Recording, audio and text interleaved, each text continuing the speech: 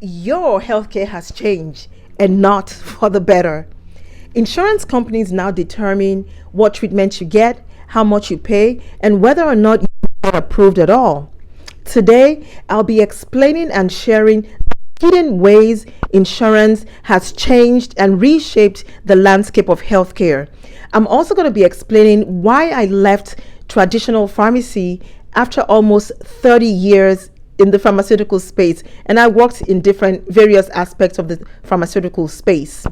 I'm also going to be sharing a system that I built called the Cancer Protocol Blueprint, basically trying to help get back some control to the patients. But before I dive any deeper, I just want to quickly stop briefly and say thank you for joining. Thank you for watching. If this is your first time joining and watching my video, thank you. Hi, hello, welcome. My name is Dee Oye. I'm a registered pharmacist of almost 30 years of practice, like I said earlier. However, I currently teach and educate patients and people all around the world how to use herbs and how to use food as medicine. I teach on the benefits and the transformative power of herbs and all things holistic. So let's get into it. What are the hidden ways that insurance is reshaping the landscape of healthcare? What are those hidden ways? Number one, formulary control. So basically, what I mean by that is this. When a doctor writes a prescription for a patient for any reason, majority of times you will have the insurance come back and say this drug is not covered for whatever reason. That right there means that your doctor is no longer in control of your healthcare. Your doctor is not the one that determines what happens, how your treatment goes, or how your therapy goes.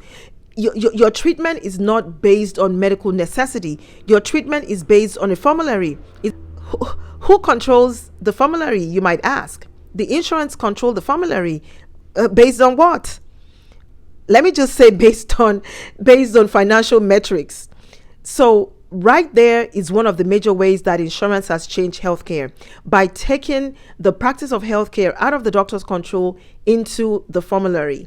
The second hidden way is this, something called step therapy or fail first rule, meaning that insurance companies would allow or would want patients to get on cheaper drugs, have that fail, and then determine that, okay, well, they can get the next medication. So basically, when this happens, it wastes a lot of time. And for patients that have cancer, sometimes the disease progresses while they're trying the cheaper drug. A third way is denials and delays. Oftentimes, even life saving surgeries, life saving scans, or therapies can be delayed while insurance companies are demanding prior authorization.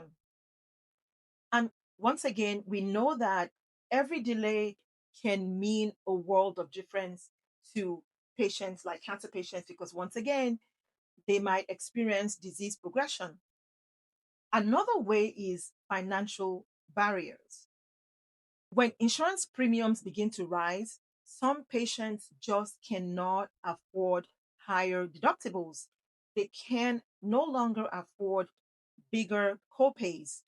So patients who thought they were covered are now left with tens of thousands in unexpected bills. So because of the formulary control, because honestly, insurance companies tightly control the formulary these days, and the formularies are not based on medical necessities. The formularies are basically determined by profitability metrics. Because of that, also because of the step therapy, the fail first rules, where insurance companies make you go through all kinds of cheap medications before you actually get the more expensive one that people need. Also because of the delays and denials, oftentimes prior authorization for scans and therapies and different even surgeries sometimes our patients may need would just be held so long. It takes so long to get prior authorizations approved, and also because of the financial barriers. All of these things unfortunately result in the human cost. Here's the human cost. A lady was battling breast cancer. Insurance company denied her treatment 3 times. By the time her treatment or therapy was finally approved, her disease had advanced. This isn't rare. Unfortunately, this isn't rare. A lot of families go bankrupt, even those with insurance. A lot of patients just give up. They just figure, I ain't got any options. They don't have any options left. And so, as a pharmacist, I have watched so many patients at the prescription counter, at the pharmacy counter, just totally break down and cry. They're like, they just cannot afford those medications without insurance coverage. And they do have insurance. A lot of them just break down and cry. Some yell, some scream at us and demand that we release their medications. But unfortunately, it's not really up to us at that point. We, as a pharmacist, we're just told, hey, just dispense these medications. But unfortunately, sometimes we don't even have the ability to dispense such medicines at such times, at set times. So, and we're often told, oh, don't question the system, So after so many, months and years of you watching patients get denied access to something that they're constantly paying for, you watch patients get sicker and sicker because they're going through the process of getting approved for something they're also, like I said, currently paying for. I just began to feel like a cog in the wheel. I was like, it really began to dawn on me, or I just began to have some type of realization that it kind of looks like the system profits from their sickness, not the healing. And so I just walked away. I I just couldn't stomach it anymore, and I just walked away. So we all know that healthcare has changed. However, this is the thing I want everyone to think about, and this is the thing I want everyone to begin to ponder on. Patients must begin to take back some control. Patients must begin to be the driver of their own health, because it doesn't necessarily mean that you're powerless.